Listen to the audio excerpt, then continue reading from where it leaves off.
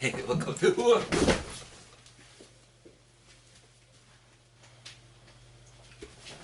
Oh, I mean, hello, welcome to El Paso Rays, volume 158. Today we're talking about the Meditations in Affinity split 7-inch 4-way first series Bond.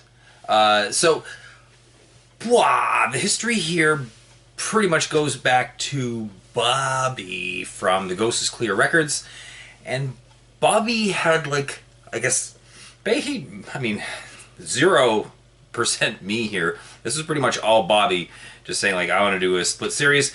I have a bunch of bands. Can you get some more bands? And I was like, okay. So he asked me to ask maybe one or two specific ones, and I asked a bunch of other ones to get them on there as well.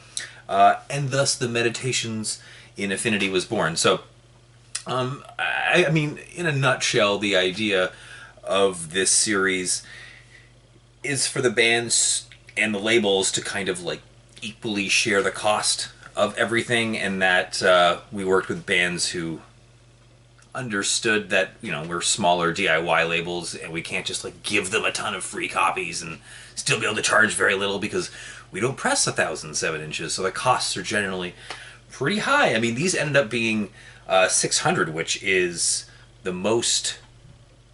Yeah, I think maybe the Amber lock tender might be 500 to 600, but other than that, we don't usually do more than 100 to 200 at this point, and even that's usually pretty difficult to do. Anyway, getting a little off track here. Essentially, this was about the bond, the cultivation, the solicitude, the confluence, and the understanding between the labels and the bands. Thus is titled by each of the 5 in the series. This series is now done. Each one of these definitely has their own story and their own feel, in my opinion, too. But why don't we go ahead and start with this one. So this was the first one. This one was already pretty much set. I think I just had to ask Hundreds of AU. I think that was one of the one or two bands that Bobby had asked me to try to get on board. So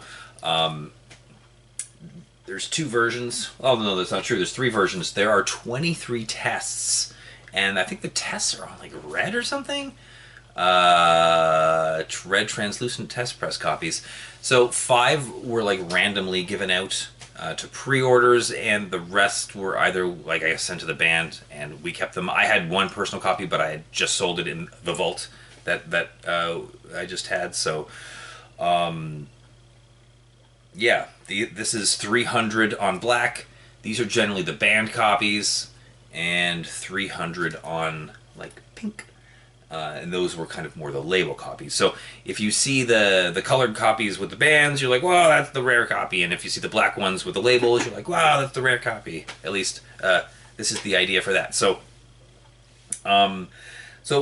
let's go through the bands quickly. So Life in Vacuum is a band near and dear to my heart, and I've been kind of chasing them around since 2013, being like, I released some of your stuff, I like your band. And they came over, we've chilled out, just awesome human beings.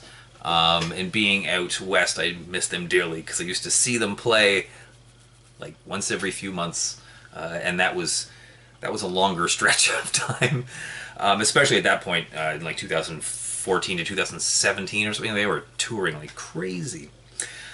So Life in Vacuum, their song is awesome. It's 4 minutes 40. It's classic Life in Vacuum. It has kind of everything that you would want out of a song of theirs, and is also exclusive. So I love that track stayed exclusive and didn't show up on any other the records. They just had Lost come out, what was it, 3 weeks ago at this point. Absolutely phenomenal record. They played a bunch of it at the 2022 ZBR Fest. Love me some Life in Vacuum. Jangly, like noise rock. Very catchy. You can't hear this song and not start singing 9 to 5. There's no way. It's super catchy.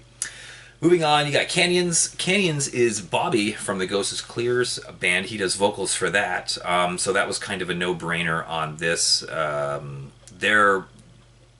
I used to think that they were way more metallic hardcore, but upon repeat listens, or maybe just the the progression of the band, probably the former though. I'm like, oh, this is way more like noise rock, in like the grungy, like dirty. I mean, I don't want to say Ken mode necessarily, because that's kind of where my brain's going nowadays, but, or like Chat Pile. It's just closer to like Chat Pile, I would say. It's like, it's dark and grungy for sure, but definitely has a lot of punk and hardcore in there, hardcore especially.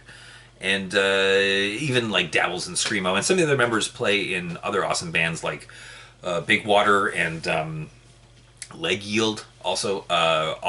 All the offshoots are fantastic. So if you haven't checked out Canyons, they're great. We also did Stay Buried. They're 12-inch. We're down to not many left. And the Panning for Gold looks amazing. So by the time we get to that, out past the rings, we're probably going to be pretty low on those as well. Side B is Crowning. Bit of a no-brainer here as well, for two reasons. One, well, they've been releasing on ZBR the whole time, and close with the band, and also Dave Cullen runs ZBR USA. At this point, ZBR USA was a thing. This came out, by the way, May 10th of 2019. So maybe like just over a year, maybe like 8 months or so, the ZBR store had been active. So this was a big, I think, shift in ZBR in terms of Dave Cullen and Bobby talk like a fair amount and collaborate and scheme a lot on ZBR and the Ghost is Clear co-releases, which is what Bobby and I used to do. But after Dave kind of came in, and just that relationship works really well, and then those two talk, and anything that's the Ghost is Clear and ZBR from this point on is pretty much like those two hatched up, and they were like, hey, we're doing this, and I'm like, okay, cool, sweet. So it's pretty cool to see, you know, like Dave take the reins and stuff pretty early on, and I was totally cool with that. Their song, by the way, is fantastic. They were playing it on the 2019 tour in Europe. It's Visceral Ghosts, by the way. Really, really good live song, and kind of one where you could really hear Lowell coming out in the song and doing the backing vocals. I guess that's it for Crowning, and then Hundreds of AU. I've been wanting to release something with Tom Schlatter for a very long time, so this was the first achievement of that, and couldn't be happier, because Hundreds of AU later played the 2022 ZBR Fest. I met the whole band. Turns out that Paul Allen and I had kind of been talking for quite some time as well. Folly, woo! And yeah, like they put 2 tracks, I guess, on here, Out in the Street and Elevator Music. Really good stuff. I think one might have ended up somewhere else. It doesn't matter. I was so stoked to get Hundreds of AU and again something with Schlatter on there. Just, I don't know, completing of circles of, you know, me listening to Screamo back in 2002 and just finding the name Schlatter and then following literally everything that he touched. And everything that he touched to this point still is gold. So holy crap, track record, best ever. Is there much? Vanessa did the Vanessa from Crowning the cover art for this. I love like the mashup of the tornado with the person just standing there. For a pick, really nice. Anything else to say? There is a color wheel of these that can be bought, with one exception. I think this one is 100% sold out. But we have, I at least in the Canada store, have both of these colors left. And I don't think we'll repress any just because they were out of 600. They're not going all anywhere anytime soon. So, yeah, pick them up. Check it out. The other ones are really good too. We'll get to those shortly. And the next, Out Past the Rings, I saw it. It was, it's for the Peak Amite Lytic.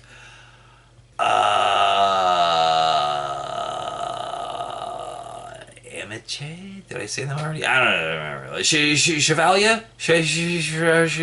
The Italian band. Anyway, that one won't happen until after I get back from ZBR Fest, because I go to ZBR Fest tomorrow. And you should check Canyons. Crowning, sorry. The other C man in front of me with the one word is playing ZBR Fest, obviously. And Bobby, actually, from Canyons will be there. So, you know, there we go. So that will end the Meditations in Affinity Volume 1.